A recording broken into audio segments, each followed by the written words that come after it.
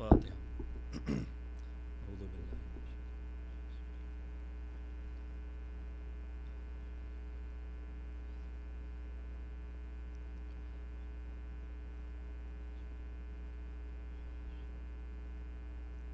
أعوذ بالله السميع العليم من الشيطان اللعين الرجيم بسم الله الرحمن الرحيم الحمد لله رب العالمين بارئ الخلائق أجمعين وصلى الله على أشرف الأنبياء والمرسلين حبيب إله العالمين أبي القاسم محمد صلى الله عليه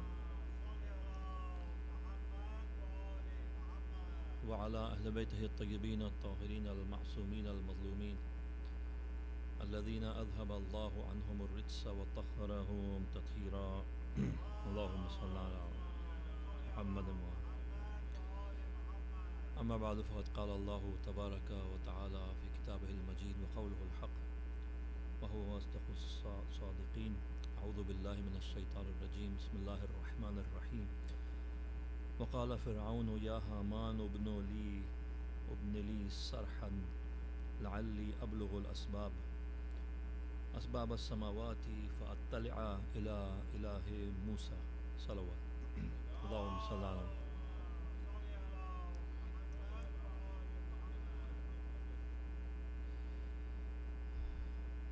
پرسائن ایام کا امام صاحب العصر والزمان علیہ الصلوۃ والسلام کو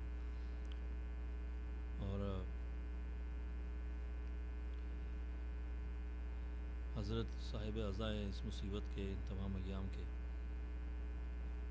مقاتل کی کتابوں میں دیکھ رہا تھا کسی عالم سے جنہوں نے کہ نقل ہوا ہے کہ انہوں نے خواب میں حضرت امام منتظر علیہ السلام کو دیکھا اور ان سے پوچھا کہ ابن رسول اللہ جو آپ نے زیارت ناہیہ میں فرمایا اپنے جد کو خطاب کر کے کہ میں کربلا میں موجود نہیں تھا لیکن اس لیے میں رات دن آپ کے لیے خون کے آنسو بہاتا ہوں، تو یہ کس مصیبت کی طرف آپ کا اشارہ تھا؟ آپ کس مصیبت کے لیے ایسے روئے اور ایسے روتے ہیں کہ علی اکبر کی مصیبت پہ آپ ایسے آنسو بہاتے ہیں کہ خون جاری ہو جائے؟ تو فرمایا نہیں، کیا آپ اپنے دادا کی قربانی پہ اس طرح روتے ہیں؟ انہوں نے کہا نہیں۔ ایک ایک شہید کا نام دیتے گئے، امام نے کہا نہیں۔ کہا پھر رسول اللہ کیا مصیبت تھی کہ جس کی وجہ سے؟ کہنا پھوپھی کی بے ردائی اور شام کے بازار میں تشہیر اور اسیری۔ جیسا کہ عرض کیا کہ سنتیں جاری رہی ہیں گزشتہ امتوں کی اس امت میں، یہ سنت کبھی نظر نہیں آئی، اسیری اور اس طرح شہر بشہر پھرانا جانا اور شہداء کی سروں کو اس طرح لے کے پھرنا، اور یعنی تنزل اس حد تک ہوا 50 سال کے اندر کہ ایک کافر شخص جو ہے وہ تخت اقتدار پر، تخت بادشاہی پر بیٹھ کر کھلے عام یعنی تضحیق کر رہا ہے، استہزاء قرآن کا، رسول کا، اس کی تمام شعائر دینی کا کھل کے حرام انجام دے رہا ہے، فسق و فجور کر رہا ہے۔ اور اس سے بڑا فسق و فجور کیا ہوگا کہ اہل بیت رسول کو اسیر بنا کے شہر بشہر پھرایا جا رہا ہے۔ لوگ ان چیزوں کو دیکھتے ہیں، شراب اور ان چیزوں کو، جو کہ سب سے اس سے کہیں یعنی ہر فسق و فجور اور ہر جنایت سے بڑھ کے توہین رسالت، توہین اہل بیت علیہ السلام ہے۔ اور ظاہر ہے کہ شاید نوبت یہاں تک پہنچ چکی تھی کہ اس کے علاوہ ضمیر کو بیدار کرنے کے لیے اور کوئی راستہ بھی نہیں تھا کہ پروردگار نے اس خاندان کو یہ ذمہ داری دی اور یہ انہوں نے اپنے اس امانت کو اپنے دوش پہ اٹھایا اور ان سختیوں کو گوارا کیا تاکہ اپنے نانا کے دین کو بچا سکیں۔ اور آج اسی کا ثمرہ ہے کہ ایک آواز، حق کی آواز مسلم امت کے درمیان موجود ہے، رہی ہے موجود۔ جہاں بھی ظلم حد سے بڑا، جہاں بھی نفاق حد سے بڑا، ایک دوسرے کے یہ مد و مقابل آ گئے۔ گزشتہ امتوں میں آواز حق اٹھانے والے نہ رہے، چنانچہ جب نفاق نے سر اٹھایا تو دین مسخ ہو گیا، شریعت مسخ ہو گئی، کتابیں تحریف ہو گئیں، انبیاء قتل ہو گئے اور پیغام بھی ضائع ہو گیا۔ یہ ہماری ذمہ داری ہے کہ ہم گزشتہ امتوں سے موازنہ کریں اس امت کا اور دیکھیں کہ ہم کس راستے پہ چل رہے ہیں۔ یہ آیات جو چند سورہ غافر کی آپ کے حضور پیش کرنے کی سعادت حاصل کی، اس میں یہ مثالیں ہیں جو مومن آل فرعون کی آواز میں ہمیں نظر آتی ہیں، جو دربار فرعون میں جو اس زمانے کا یزید تھا اس میں آواز اٹھا کر انہوں نے ایک نبی برحق حضرت موسیٰ علیہ السلام علی نبینا علیہ وآلہ السلام کی جان کی حفاظت کی اور ان کی نصرت کی۔ ایک بہت ہی جیسے کرٹیکل ٹائم تاریخ کا، کہ تاریخ یا اس طرف جاتی اس وقت یا اس طرف جاتی، تاریخ کا دھارا موڑ دیا اس ایک شخص نے۔ قرآن کیوں یہ پیش کرتا ہے؟ ظاہر ہے اس کا علم میرے پاس تو نہیں ہے، لیکن جو سمجھ میں آتی ہیں باتیں آیات پڑھ کے وہ یہ ہے کہ یہ ہمیں کچھ سمجھانے کے لیے کہ آپ کثرت کو کیوں دیکھتے ہیں، تم اپنے وسائل کو کیوں دیکھتے ہو، تم اپنی بات کو دیکھو اور تم اپنے فریضے کو دیکھو اور اس امانت کو دیکھو جو تمہارے سپرد ہے۔ تو اس کے لیے ظاہر ہے کہ ایک ایمان کی ایک منزلت چاہیے، خدا پر ایک بھروسہ چاہیے اور یعنی خود کو خدا کے حوالے کرنا پڑے انسان کو۔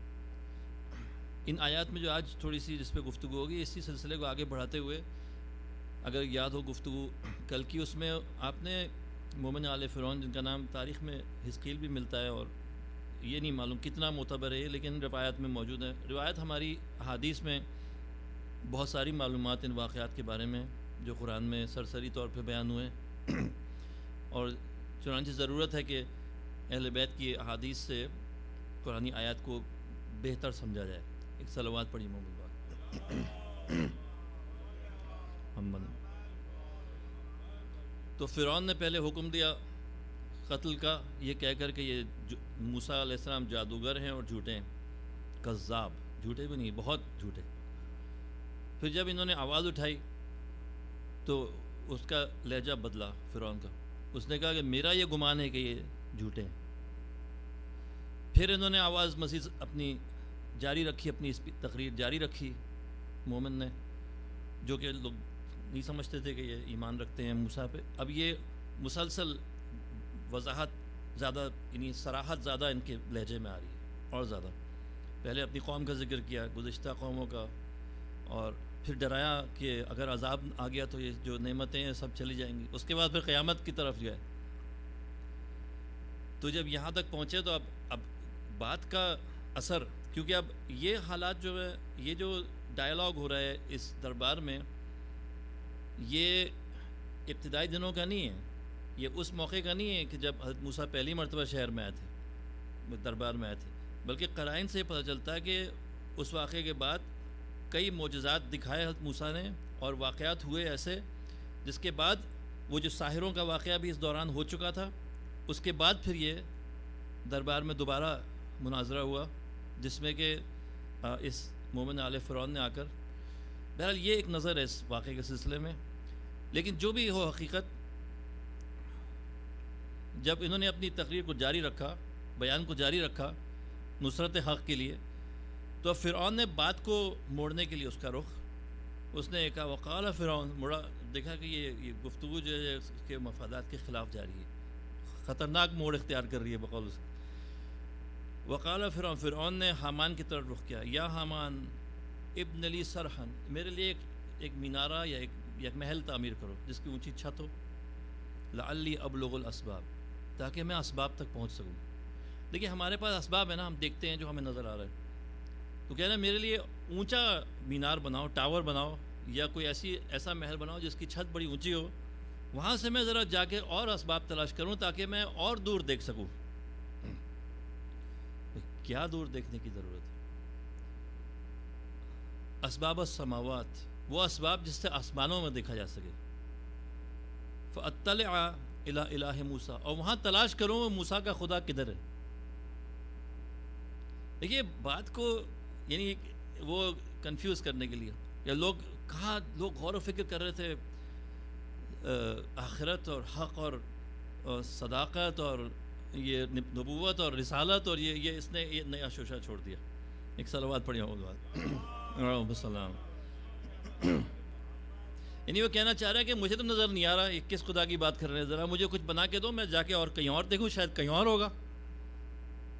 بقول کسی مفسر کے کہ اس نے کہا اگر وہ مل گیا مجھے تو بیٹھ کے کوئی مذاکرات کروں، شاید کوئی ڈھیل ہو جائے مثلا۔ بہرحال جو بھی تھا اس کا مقصد، دیکھیے یہ باتیں جو ایک قسم کی خرافات ہیں، اس میں کوئی منطق تلاش کرنے کی کوئی وہ نہیں ہے ضرورت۔ ہاں کوئی معصوم کا قول ہو جس میں آپ غور فکر کریں کہ کیا مقصد ہے اس کا، بات کو یعنی منحرف کرنے کے لیے اس نے کہا ایک تعمیر کا، اس پہ ڈسکشن شروع ہو جائے کس قسم کا محل بنے، کیا ہو۔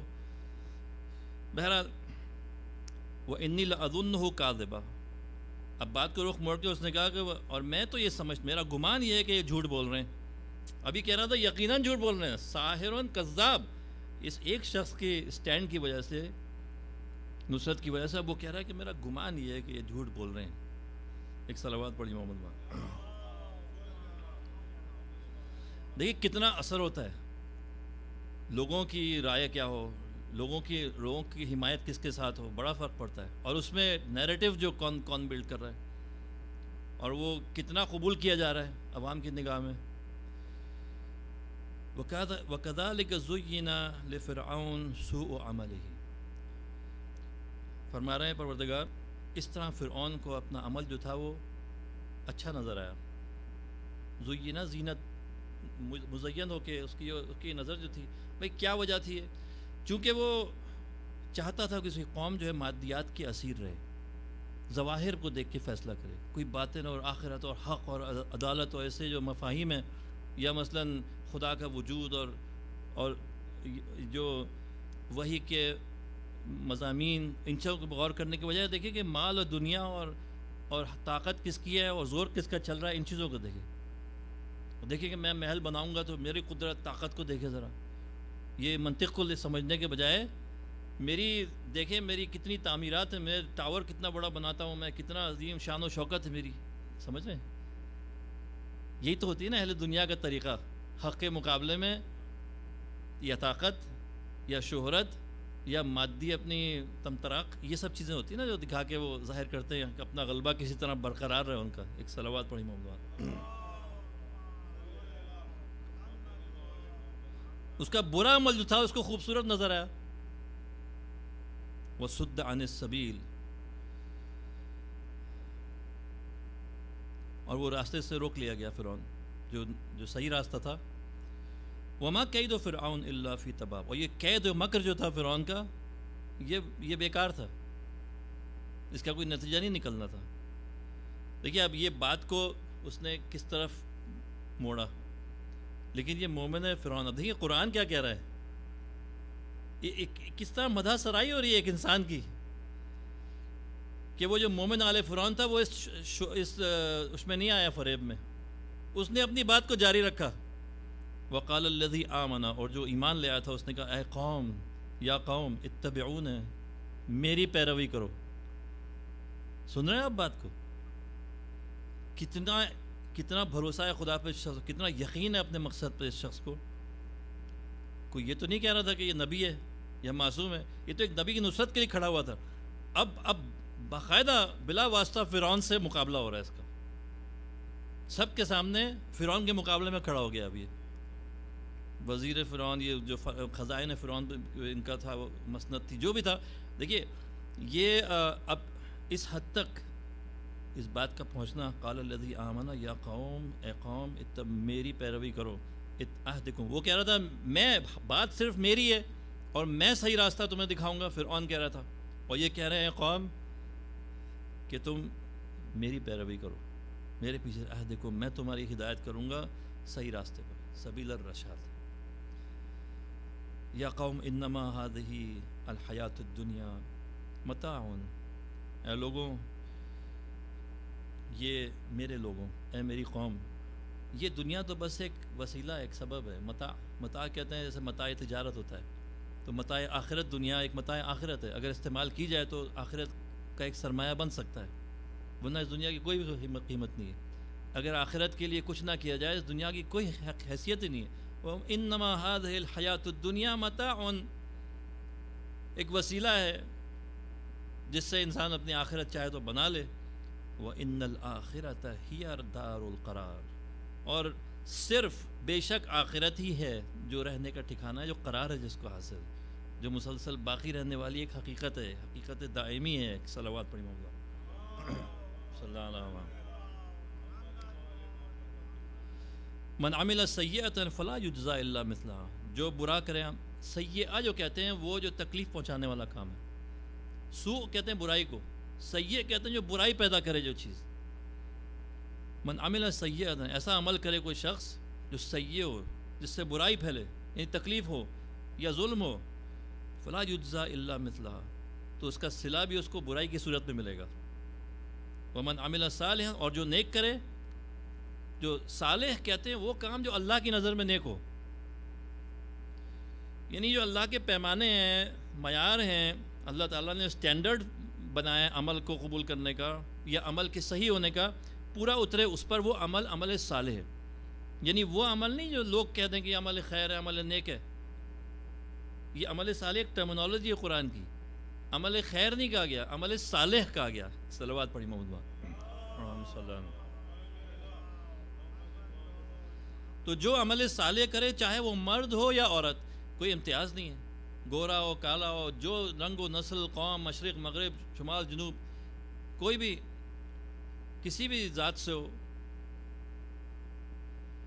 مرد ہو یا عورت، لیکن وہ مومن ہو، نیک عمل صالح انجام دے ایمان کے ساتھ، فَأُولَٰئِکَ يَدْخُلُونَ الْجَنَّةَ، یہ لوگ سب جو ہیں وہ بہشت ابدی میں داخل ہوں گے. یرزقون، اور مسلسل ان کو روزی ملتی رہے گی، فیہا بغیر حساب، بغیر کسی حساب کے. دیکھیں ہم ہر چیز کا حساب رکھتے ہیں نا، اتنا عمل کرو گے یہ ملے گا، اتنا کام کرو گے اتنا انکریمنٹ ملے گا، فلاں ملے گی. ہر چیز کا ایک وہ پیمانہ انسانوں نے رکھا ہوا ہے.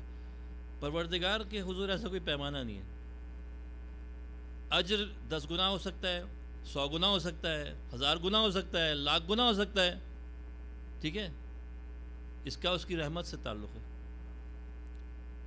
اور شاید تھوڑا سا تعلق انسان کا خدا پر بھروسے سے ہو، یا انسان کی پروردگار کی نزد میں کیا گمان ہے، انسان پروردگار کو کس نظر سے دیکھتا ہے. صلوات پڑھی محمد والے اللہم صلی اللہ علیہ.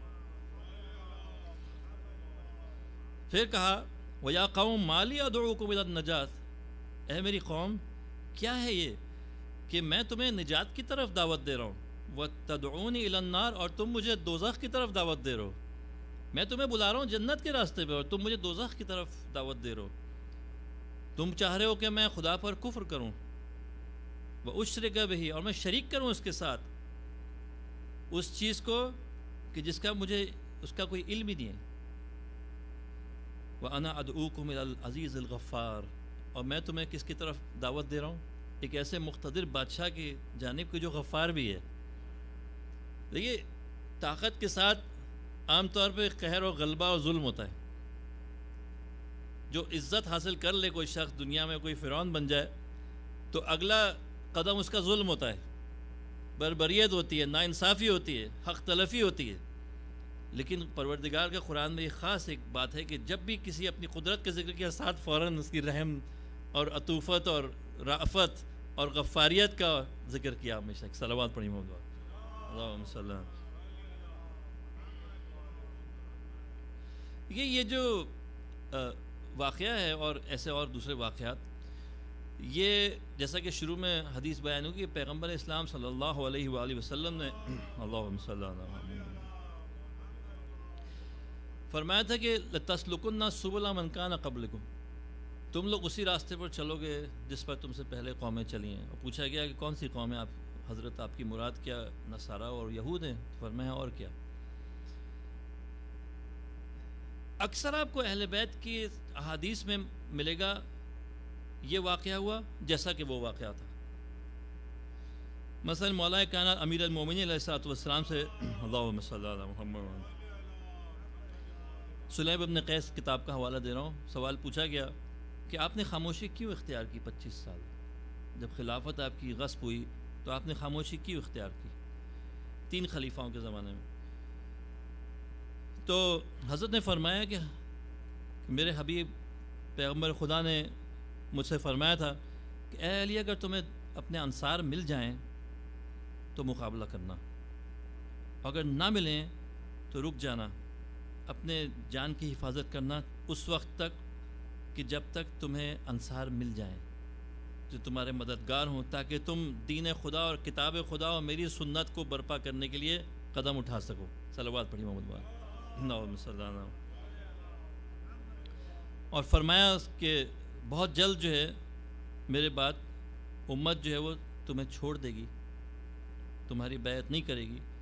اور فرمایا تمہاری مثال جو ہے اس امت میں اس طرح سے جیسے ہارون کی مثال تھی موسیٰ سے، کہ جب حضرت موسیٰ کا واقعہ آپ کو پتہ ہے، کوہ طور پہ تشریف لے گئے تو قوم جو تھی وہ گوسالہ پرست ہو گئی، اور ہارون اور ان کے ساتھ جو چند ان کے ماننے والے تھے وہ کچھ نہ کر سکے. تو اب ان کے پاس 2 راستے تھے.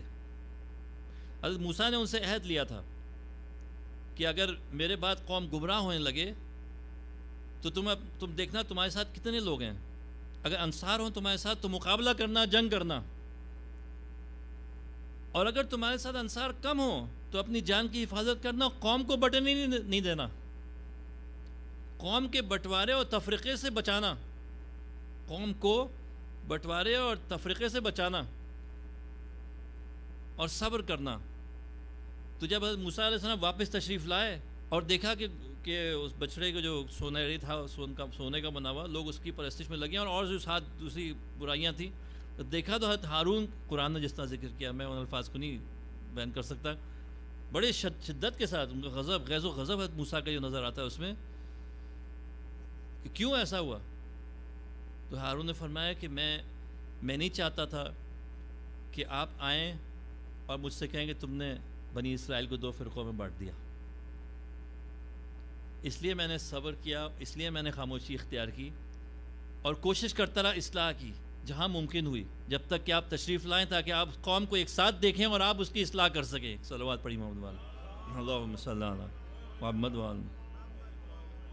اب وہاں صورتحال یہ تھی کہ موسیٰ واپس آ گئے، مولا کائنات کے سلسلے میں رسول کو واپس نہیں آنا تھا، بس فرق یہ تھا کہ اے علی جب انصار تمہیں مل جائیں تو پھر اس وقت تم قیام کرنا تاکہ تم میری سنت کو دوبارہ احیاء کر سکو اور پھر کتاب خدا کو تم لا سکو اوپر اور پھر تم دین کو زندہ کر سکو. تو یہ دیکھیے اب یہ امام علیہ السلام ہارون سے خود موازنہ کر رہے ہیں، حضرت موسیٰ سے پیغمبر اسلام کا اور اپنا جو جناب ہارون سے. ایک صلوات پڑھی محمد والا اللہم صلی اللہ علیہ وسلم. اور سیدھی بات یہ ہے کہ آپ نے گوارہ نہیں کیا کہ مسلمان قوم 2 حصوں میں بٹ جائے. یہ بعد میں یہ سب اتنے جو نام شیعہ اور سنی یہ سب بعد میں چیزیں ہوئی ہیں، اور بھی فرقے اس کے اندر جو مختلف تقسیمات ہوئی ہیں، لیکن اس زمانے میں ہمیں نہیں ملتا کہ ایسا کوئی بٹوارہ ہوا ہے. لیکن حالات چونکہ حضور نے فرما دیا تھا علی جب تمہیں انصار مل جائیں تو تم قیام کرنا، یعنی حالات ایسے ہو جائیں گے کہ لوگ آ جائیں گے تمہارے دروازے پر آ کے بھیک مانگیں گے کہ تم خلیفہ بن جاؤ. صلوات پڑھی محمد والا اللہم صلی اللہ علیہ وسلم. اور پھر آپ نے یہ بھی فرمایا کہ جب ایسا ہوا حضرت چلے گئے دنیا سے تو میں تو رسول کے جنازے کا انتظام کر رہا تھا، میں تو غسل و کفن کا بندوبست کر رہا تھا، میں تو کفن دفن کا انتظام کر رہا تھا، اور دوسرے لوگوں نے جا کے کہیں اور کسی اور کی بیعت کر لی. ٹھیک ہے، تو میں نے پھر یہ قسم کھائی، عہد کیا اپنے ساتھ کہ میں ردا اپنے کاندھے پر نہیں ڈالوں گا جب تک کہ قرآن کو سوائے نماز کے، جب تک کہ قرآن کو میں مرتب نہ کر لوں. دیکھیے قرآن تو موجود تھا، ایک ساتھ ہی موجود تھا مولا کائنات کے پاس، اور ایک کتابی شکل میں موجود تھا. اب آج کی طرح بائنڈنگ نہیں ہوگی، لیکن کتاب کی شکل میں قرآن موجود تھا، کمپلیٹ تھا، مکمل تھا. کوئی یہ کہے کہ بعد میں وہ ایسا، یہ سب نہیں ہوا. مولا کائنات نے کتاب خدا قرآن مجید کو ترتیب نزولی سے تیار کیا، جو بہت ہی کرٹیکل ہے.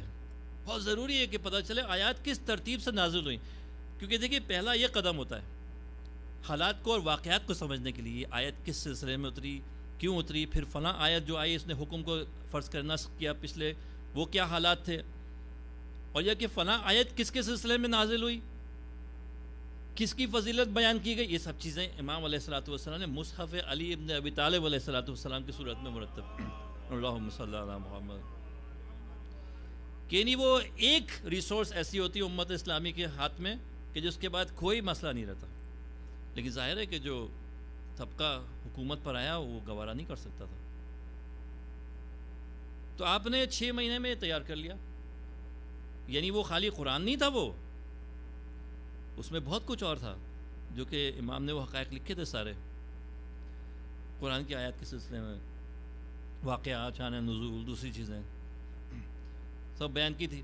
فرماتے اس کے بعد پھر میں نے فاطمہ کو اپنے ساتھ لیا، حسن و حسین کو اپنے ساتھ لیا، اور میں مہاجرین و انصار کے گھروں میں گیا اور میں نے نصرت طلب کی، یاد دلایا انہیں غدیر کا حکم، اور وہ مان جاتے تھے اور وعدہ کرتے تھے لیکن آتے نہیں تھے مدد کرنے کے لیے سوائے سلمان و مقداد و ابو ذر و زبیر کے۔ صلوات پڑھی محمد بات۔ اور میرے خاندان سے کوئی نہیں بچا تھا، حمزہ جا چکے تھے، جعفر شہید ہو چکے تھے، اور جو کچھ لوگ تھے جو تازہ مسلمان ہوئے تھے اس طرف آئے تھے، جیسے اور کچھ عزیز تھے بنی ہاشم کے۔ تو اگر میں اس وقت قیام کرتا، تقسیم ہوتی اور وہ چند انصار جو تھے وہ مارے جاتے، تو کوئی اسلام کے پاس مستقبل کے لیے کچھ نہ بچتا۔ جو کچھ بھی اسلام کا سرمایہ تھا وہ اس وقت مولا کائنات امیر المومنین امام غر المحجلین امام علی علیہ الصلوۃ والسلام کی صورت میں تھا، صلی اللہ علیہ محمد وعلیہ۔ تو آپ نے اس عہد و پیما کو جاری، اور یہی عہد و پیما اگر لوگوں کو صحیح طرح سے ذہن نشین ہو تو اس سے سارے وہ واقعات بھی سمجھ میں آ جاتے ہیں، جو مصائب جناب سیدہ کے اور دوسری چیزیں ہوئیں۔ اگر انسان دیکھے کس نے کیوں کیا ایسا، کیوں ایسا نہیں کیا، مولا نے ایسا کیوں کیا، ایسا کیوں نہیں کیا، وہ سارے ان وصیتوں کی روشنی میں سمجھ میں آ جاتے ہیں۔ کوئی نہ سمجھے کہ اہل بیت اپنی مرضی سے کام کرتے تھے، عمل کرتے تھے، یا فیصلے ان کے اپنے تھے، ایسا نہیں تھا سلسلہ۔ ان ہستیوں کو ان کی عصمت کی وجہ سے اللہ تبارک و تعالیٰ نے مقام امامت پر فائز کیا تھا، اور ان کو آئندہ کے حقائق کے لیے پہلے سے بشارت دی گئی تھی اور ان کی ذمہ داریوں کو معین کیا تھا، اور اسی لیے ایک سفینہ نجات ہیں، چونکہ ان کے جو ساتھ رہے گا وہ راہ حق پر ہوگا، اور جو ان کی مخالفت کرے گا اس دنیا میں بھی پشیمان ہوگا اور آخرت میں بھی پشیمان ہوگا۔ صلوات پڑھی محمد اللہم صلی اللہ۔ موازنہ مسلسل اشارے ہیں گزشتہ واقعات کی طرف۔ جس رات یہ امام محمد باقر علیہ الصلوۃ والسلام سے نقل ہے، اللہم صلی اللہ، جناب کلینی نے نقل کیا، فرماتے ہیں جب امیر المومنین کی شہادت ہوئی تو مسجد کوفہ میں اٹھ کے امام مجتبیٰ علیہ الصلوۃ والسلام نے خطاب فرمایا، خدا کی حمد و ثنا فرمائی، اللہم صلی علی محمد وعلیہ، اور آپ نے یہ کلمات ادا کیے اپنے بابا کے شہادت کے وقت کہ آج وہ شخص دنیا سے گیا ہے کہ جو گزشتہ اقوام میں کوئی نہیں تھا جو اس پلے کا ہو، جو علی سے آگے بڑھ سکا ہو، اور وہ پرچمدار تھا رسول خدا کا، علمدار تھا لشکر کا، ٹھیک ہے۔ جبرائیل اس کی دائیں جانب ہوتا تھا، میکائیل ان کے بائیں جانب ہوتا تھا، کسی میدان جنگ سے پلٹ کر نہیں آتا تھا، مگر یہ کہ کامیابی اسی کا سر کا سیرا ہوتی تھی۔ صلوات پڑھیں محمد وعلیہ اللہم صلی اللہ۔ اور بخدا وہ دنیا میں کوئی سرمایہ نہ سونا چھوڑ کے گیا نہ چاندی، چند 100 درہم تھے جو کہ ان کا حصہ تھا بیت المال کا، جو بچا ہوا تھا ان کے پاس رکھا ہوا تھا، جس سے وہ ایک خادم یا خدمت گزار لینا چاہ رہے تھے، جو کہ نوبت نہیں آئی لینے کی۔ اور وہ بھی اپنے گھر والوں کی مدد کے لیے دینا چاہ رہے تھے۔ ایک صلوات پڑھی محمد وعلیہ اللہم صلی اللہ۔ فرمایا بخدا اس رات کو شہادت پائی جس رات کو جناب موسیٰ کے وصی اور جانشین یوشع بن نون نے وفات پائی تھی۔ تاریخیں بھی اللہ تعالیٰ نے اس طرح رکھی ہے۔ وہی رات جس رات کو حضرت عیسیٰ ابن مریم کو اٹھایا گیا آسمانوں کی طرف، وہی رات جس میں قرآن پاک نازل ہوا، وہ علی ابن ابی طالب کے عروج کی رات تھی. اللہم صلی اللہ علی محمد. یہ یعنی دیکھیے آپ، یہ گزشتہ امتوں کے واقعات بنی اسرائیل کے، اور یہاں امت پیغمبر کے دوران کیا ہوا. اب آپ سوچیے اگر یہ اہل بیت نہ ہوتے تو کیا ہوتا، ہم تو تصور بھی نہیں کر سکتے.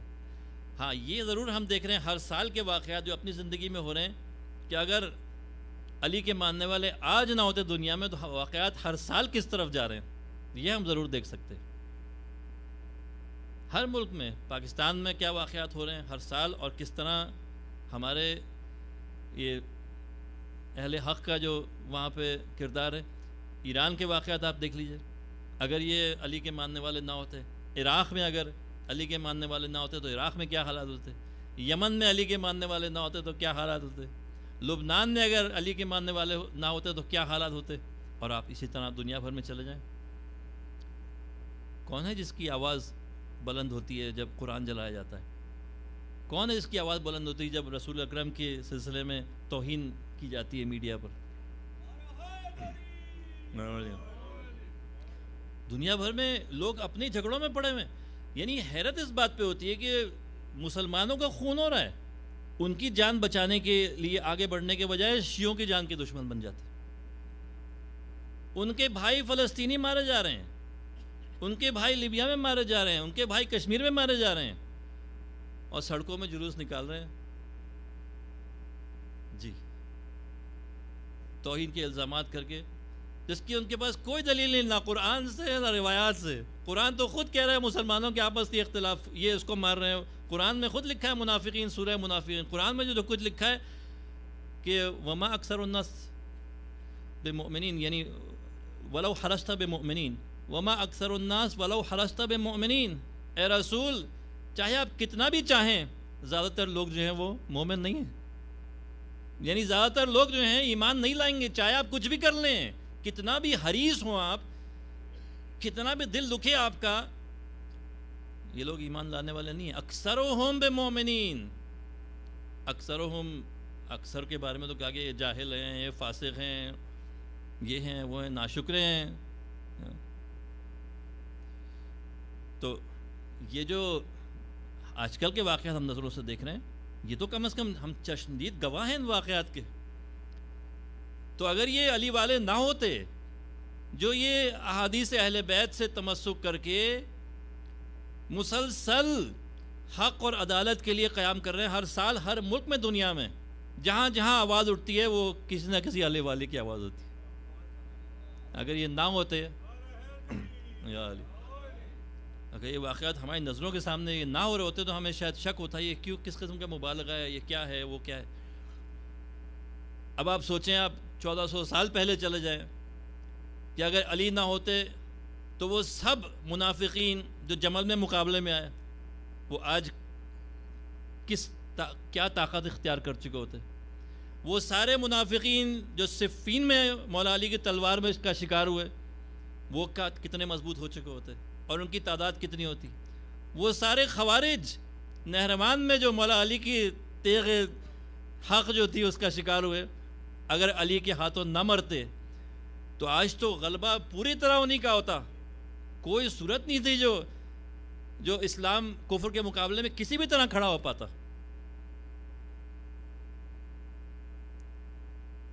یعنی تعداد اتنی کم رہ جاتی یا ختم ہو جاتی.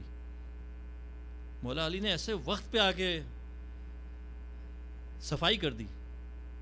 اس سے بہتر مجھے کوئی لفظ نہیں مل رہا کہ اگر وہ جو 25 سال کا صبر تھا نا مولا علی کا، اگر وہ نہ کیا ہوتا تو یہ 4 سال 5 سال کی صفائی نہ ہوتی.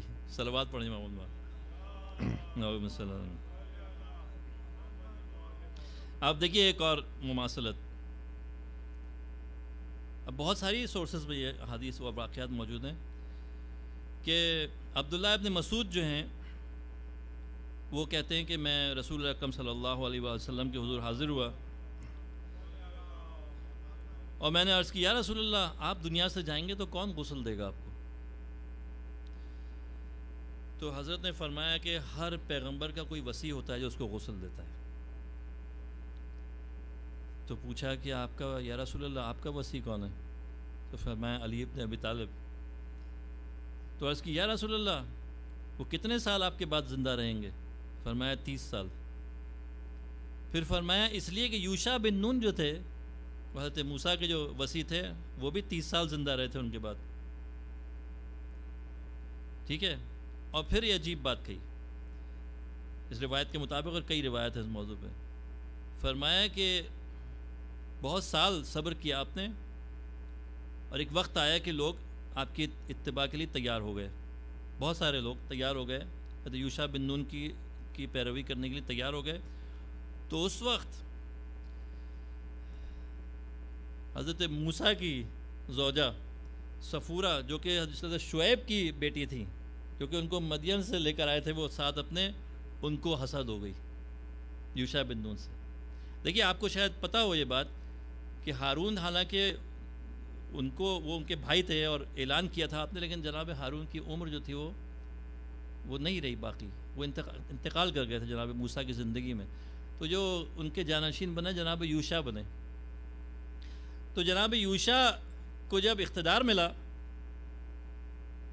تو صفورہ بنت شعیب وہ مقابلے پر آ گئیں. دو منافقوں نے ان کو بھڑکایا اور وہ جنگ پر اتر آئیں.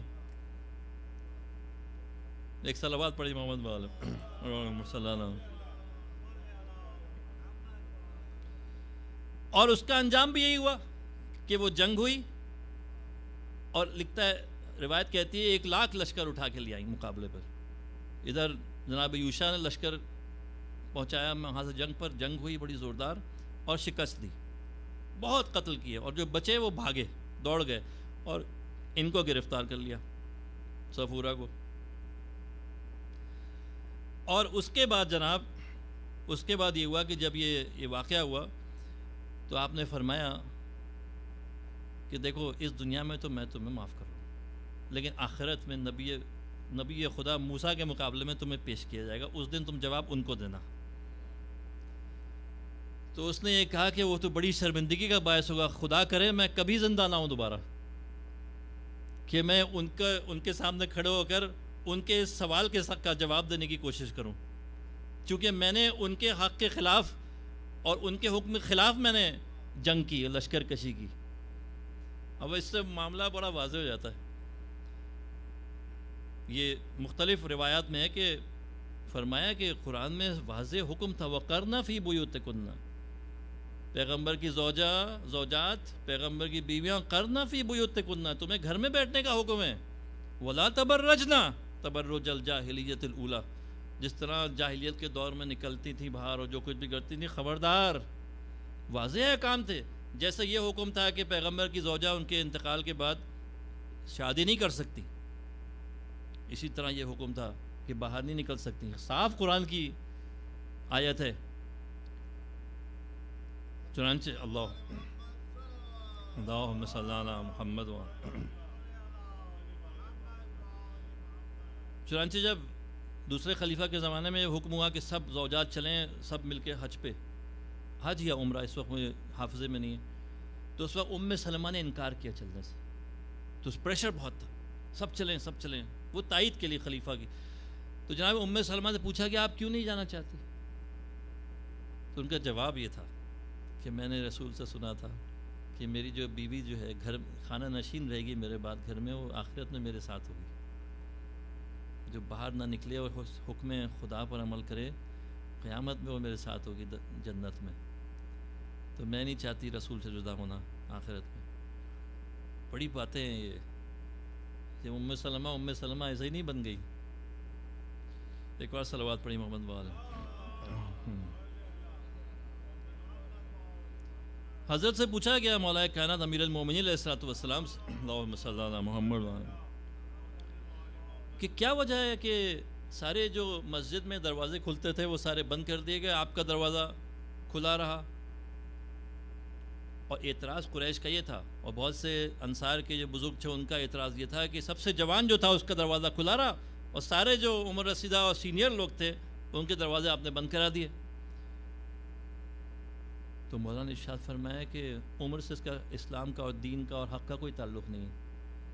یوشع بن نون 7 سال کے تھے جب حضرت موسیٰ نے اعلان کیا تھا اپنے جانشینی کا، 7 سال کی عمر تھی.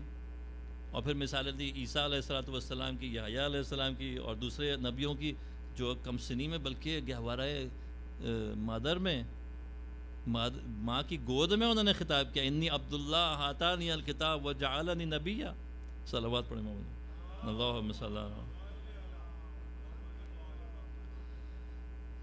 تو یہ جو موازنہ مسلسل گزشتہ امتوں سے کیا جا رہا ہے وہ یہ کہ لوگ اسی طرح طاقت والوں کی پیروی کرتے تھے، اپنے آپ کو جو سردار ہوتے تھے وہ اپنے آپ کو سینئر سمجھتے تھے، اور نبی کے فرمان کے خلاف ہوتے تھے، کیونکہ نبی کی نبوت پہ بھی شک کرتے تھے. چنانچہ نبی کی جانشین کو کیسے مان لیتے؟ کیونکہ انسانیوں کی آزمائش اس چیز میں ہوتی ہے جو ان کی کمزوری ہو. ہمیشہ دستور یہ رہا ہے کہ انسانوں کی آزمائش اس چیز میں نہیں کی جاتی جس میں وہ مضبوط ہو. جہالت کا امتحان ہے. جہالت سے مراد میری یہ ہے کہ ناواقفیت، جس چیز کو نہیں جانتے وہاں آزمائش ہوگی، اور جو مومن ہے وہ قبول کر لیں گے، تسلیم کر لیں گے. چنانچہ اب یہ واقعہ جو مومن آل فرعون کا ہے، جب اس نے دیکھا یہ کشمکش بڑھتی رہی دربار میں، وہ ایک بات کہہ رہے ہیں فرعون مقابلے میں دوسری بات کہہ رہے ہیں، آخر میں کہتے ہیں وَأُفَوِّضُ أَمْرِي إِلَى اللَّهِ إِنَّ اللَّهَ بَصِيرٌ بِالْعِبَادِ فَوَقَاهُ اللَّهُ سَيِّئَاتِ مَا مَكَرُوا. ٹھیک ہے. اور یہ حضرت امام جعفر علیہ السلام نے فرمایا صلی اللہ علیہ وسلم کہ جو دعائیں آپ نے تجویز فرمائیں قرآن کی، ان میں سے ایک ہی ہے، خاص طور پر فجر کی نماز کے بعد 4 دعائیں اس میں سے ایک ہی ہے، وَأُفَوِّضُ أَمْرِي إِلَى اللَّهِ. دیکھیے ایمان کے جو درجات ہیں ان میں 3 ہیں. جو بھی انسان حاصل کرے راہ حق میں ہدایت حاصل کرے، اس میں 3 مرتبے آتے ہیں، یوں سمجھ لیجیے. انہی آیات سے ہی استفادہ ہوتا ہے. ایک مرتبہ ہے توکل کا، وَمَن يَتَّقِ اللَّهَ يَجْعَل لَّهُ مَخْرَجًا وَمَن يَتَوَكَّلْ عَلَى اللَّهِ فَهُوَ حَسْبُهُ. دیکھیے یہ لکھا ہے کہ جو توکل کرے خدا. توکل کیا ہے؟ توکل وکیل سے نکلا ہے، یعنی آپ جو کام خود کرنے سے قاصر ہیں آپ ایک وکیل لے لیتے ہیں، اور آپ اس وکیل کو کہتے ہیں بھائی آج سے تم کو میں یہ کچھ دوں گا، تم میرا یہ کام کر دو. تو جب تک وہ شخص آپ کا وکیل رہے گا اس وقت تک وہ آپ کا کام کرتا رہے گا، آپ اس پر بھروسہ کریں گے کیونکہ آپ نے اس کو ہائر کیا ہے. تو کل کو آپ اپنا ارادہ بدل سکتے ہیں. تو اب کوئی شخص خدا پر توکل کرے، خدا کو اپنا وکیل بناتا ہے. ابھی تک تو خود سمجھ رہا تھا میں ہوں سب کچھ، اب وہ کہہ رہا ہے خدا میں تجھے اپنا وکیل بنا رہا ہوں کہ میرے امور کو تو ٹھیک کر دے. اب کبھی بھی انسان کا ارادہ بدل سکتا ہے. کل کو وہ سوچے کہ خدا اب یا غافل ہی ہو جائے خدا سے، وہ سوچے کہ اب ٹھیک ہے مجھ سے میں سنبھال رہا ہوں، کوئی یاد ہی نہ رہے کہ اب میں نے یہ خدا نے مجھے دیا ہے. بھروسہ اگر اب بس بات اپنی سمیٹ رہا ہوں کہ اس سے اوپر مرتبہ یہ وہ افوض میں تفویض کر دیا. بہرحال میں اپنے سارے معاملات تیرے حوالے کر رہا ہوں کہ تو سنبھال لے، سارے امور کا ذمہ دار میں تجھے بنا رہا ہوں، اب تو ہی میرے مسائل کو حل کر دے. ٹھیک ہے. تفویض میں یہ کہ آپ نے دوسرے کے حوالے کر دیا، واپس نہیں لینے کی خواہش آپ کی، لیکن یہ ہے کہ سوال ذہن میں آ سکتا ہے بہرحال اگر ایسا کر دیتا تو بہتر نہیں تھا، اگر ویسا کر دیتا بہتر نہیں تھا. آخری منزل تسلیم ہے کہ بہرحال جو تو کہہ دے وہ مجھے منظور ہے، جو فیصلہ تو کر دے میرے سلسلے میں مجھے عزیز ہے. یقیناً میرے لیے بہتر وہی فیصلہ ہے جو تو میرے سلسلے میں کرے. صلوات پڑھی اللہم صلی علی محمد. تو کربلا میں آپ کو یہ ملتا ہے اہل بیت کی زندگی سراسر تسلیم و رضا ہے کہ جس میں سخت ترین حالات میں آپ نے شکر کیا خدا کا. کسی تاریخ میں انسانیت کی کہیں یہ چیز نہیں ملتی کہ ایسے مصائب پر کوئی شکر کرنے کی سوچے.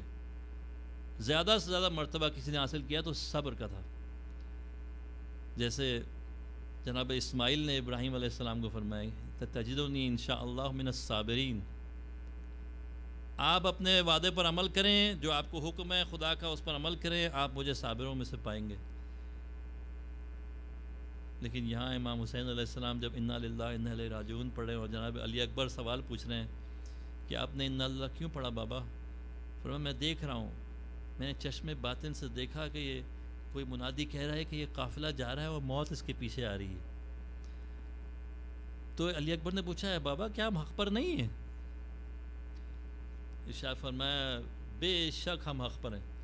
میں بابا پھر فرق نہیں پڑتا کہ موت ہم سے آ ملے یا ہم موت پہ جا ملے، فرق نہیں پڑتا۔ یہ سارا گھرانہ جو تھا اہل شکر کا تھا، انہوں نے زندگی بھی اس طرح گزاری، انہوں نے موت کا سامنا بھی اسی طرح کیا۔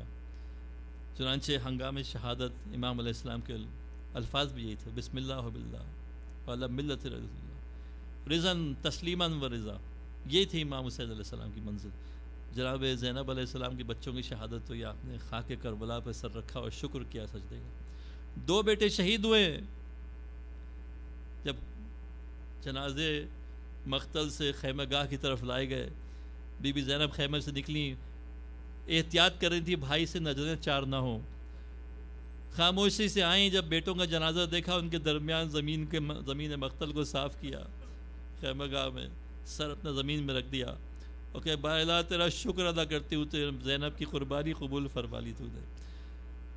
اگلے دن جب شہادتیں واقع ہو گئی، کس طرح ناقے سے نیچے تشریف لائیں، کس طرح کہ اپنے بھائی کے جنازے تک پہنچی، تلاش کر کے پتھروں کو کنارے ہٹایا، پھر کہا انت اخی، کیا تو میرا بھائی ہے؟ اور اس کے بعد جنازے کے نیچے ہاتھ ڈال کر بارے پروردگار عالم سے عرض کی اللہم تقبل منا ھذا القربان، یہ قربانی ہم اہل بیت سے قبول فرما۔ دربار شام میں یہ زینب پہنچی، وہاں تنہا کھڑے ہو کر آپ نے خطبہ دیا۔ واقعہ ملتا ہے کہ جب جناب فضہ پر درے لگانے لگے تو اس وقت حبشی غلام تھا جو اٹھ کے دربار میں آ گئے اور انہوں نے کہا خبردار ہماری قوم کی عورت پر تم نے ہاتھ اٹھایا ہو۔ لیکن میں کہتا ہوں کربلا سے کوفے سے وہ تمام شہر بشہر اسیری، یہاں تک کہ وہ شام کا بازار، وہ جگہ جہاں گھنٹوں کھڑا رکھا گیا دربار شام میں، پیشی سر اقدس امام حسین علیہ السلام کے سرمیان ہمشیر حسین کھڑی ہیں، کوئی نہیں ہے جو آپ کی ردا کا سوال کرے کہ اس بیٹی کو رسول زادی کو آ کے کوئی ردا سے سر ڈھانپ دے اس کا، کوئی ان اسیروں کے ساتھ نیکی کرے، کوئی ان پیاسوں کو پانی دے دے۔ بی بی زینب اس وقت کس طرح دل سے آپ فریاد کر رہی ہوں گی، اے ماں جائے ذرا دیکھو، اے نانا ذرا دیکھیے اپنی امت کو، آپ کی بیٹی دربار میں کھڑی ہے، کوئی آپ کا بچانے والا نہیں۔ الا لعنت اللہ علی القوم الظالمین وسيعلم الذين ظلموا أي منقلب ينقلبون اللهم عجل لوليك الفرج اللهم عجل لوليك الفرج اللهم عجل لوليك الفرج اللهم اغفر للمؤمنین والمؤمنات۔ بار الہ ہمارے گناہوں کی مغفرت فرما، ہمارے گزشتگان کے مراتب جنت میں درجات و بالاتر فرما، بار الہ ہمارے گناہوں کی مغفرت فرما یا حسین۔